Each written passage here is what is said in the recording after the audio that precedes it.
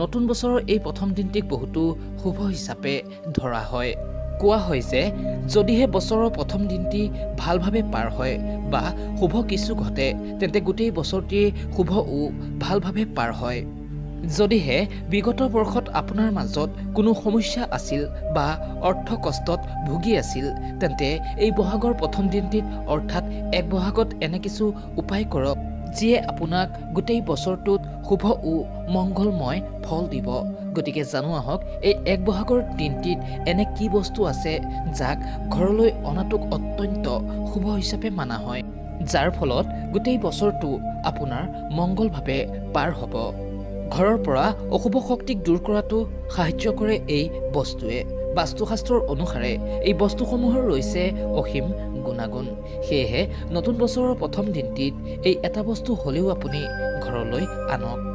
গতিকে জানো আহক সেই বস্তুকেইটা কি কি। বন্ধু বান্ধৱীসকল, ইয়াৰ ভিতৰতে প্ৰথমেই হ'ল শ্ৰীফল বা নাৰিকল। বছৰৰ প্ৰথম দিনটিত ঘৰলৈ আনক এটা শ্ৰীফল বা নাৰিকল আৰু সেই নাৰিকল ভাঙি আৰম্ভণি কৰক এই নতুন বছৰৰ। এই কথা হয়তো আপুনি জানে যে যিকোনো শুভ কাৰ্যৰ পূৰ্বে যদি নাৰিকল ভাঙি আৰম্ভণি কৰা হয় তেন্তে সেইটো খুবেই কাৰ্যকৰী হয়। পৰিয়ালত সকলোৰে মংগল নিশ্চিত ৰূপত হয়, উন্নতিৰ ৰাস্তা খোল খায় আৰু ঘৰৰ পৰা সমস্ত নিগেটিভিটি দূৰ হয়। শাস্ত্ৰৰ অনুসাৰে এই নাৰিকল ফটোৱাৰ অৰ্থ হ'ল ঈশ্বৰৰ সন্মুখত নিজৰ অহংকাৰক বিসৰ্জন দিয়া। গতিকে নতুন বছৰৰ আৰম্ভণিতে এটা নাৰিকল ভাঙি বছৰৰ আৰম্ভণি কৰক। বন্ধুসকল, দ্বিতীয়তে হ'ল নতুন বছৰৰ আৰম্ভণি হয় ভগৱান গণেশ ও লক্ষ্মী দেৱীৰ পূজাৰ মাধ্যমত। গতিকে কোৱা হৈছে যদিহে বছৰৰ আৰম্ভণিৰ দিনটিত এটি ভগৱান গণেশৰ মূৰ্তি ঘৰলৈ অনা হয় তেন্তে ভগৱান গণেশৰ কৃপাত সমস্ত বাধা বিঘিনি দূৰ হয়। সেয়েহে যদি আপুনি কোনো সমস্যাৰ ভুক্তভোগী তেন্তে নতুন বছৰৰ আৰম্ভণিৰ দিনটিত ঘৰলৈ অৱশ্যেই ভগৱান গণেশৰ মূৰ্তি লৈ আনক আৰু বিধি বিধানেৰে তেওঁৰ পূজা কৰক। ভগৱান গণেশৰ লগতে দেৱী লক্ষ্মীৰো পূজা অৱশ্যেই কৰিব আৰু আপোনাৰ সকলো সমস্যাৰ বিষয়ে অৱগত কৰিব, মনৰ কামনা জনাব।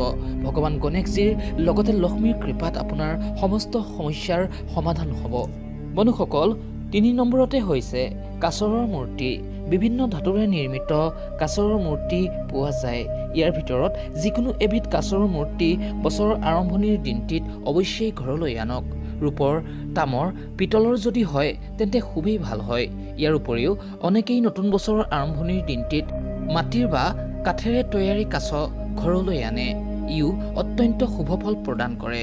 যদিহে কাছৰৰ মূৰ্তি অনাত অসুবিধা হয় তেন্তে এই দিনটিত এটা ময়ূৰ পাখি অৱশ্যেই ঘৰলৈ আনক। এই ময়ূৰ পাখি ঘৰত ৰখাৰ অনেক উপকাৰ ৰৈছে। এই ময়ূৰ পাখি ঘৰত ৰাখিলে সমস্ত অশুভ শক্তি দূৰ হয় আৰু ঘৰলৈ পজিটিভ শক্তিৰ আগমন ঘটে। কিন্তু মনত ৰাখিব, এই ময়ূৰ পাখি আপুনি কিনোতে ভগৱান শ্ৰীকৃষ্ণৰ নাম অৱশ্যেই ল'ব আৰু তেওঁক স্মৰণ কৰিব আৰু ঘৰত প্ৰত্যেক দিনে এবাৰ হ'লেও এই ময়ূৰ পাখিটিক প্ৰণাম কৰিব।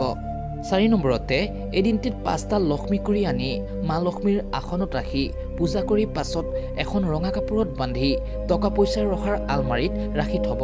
ইয়াৰ দ্বাৰা দেৱী লক্ষ্মীৰ কৃপা লাভ হয়। ফলত অৰ্থ চিন্তা দূৰ হয় আৰু অৰ্থ দিশত ঘটে উন্নতি। সেয়েহে বন্ধু বান্ধৱীসকল, যদিহে ভিডিঅ'টি আপোনালোকৰ ভাল লাগিলে তেন্তে তলত কমেণ্টত শুদ্ধ মনে লিখিব জয় মা মহালক্ষ্মী।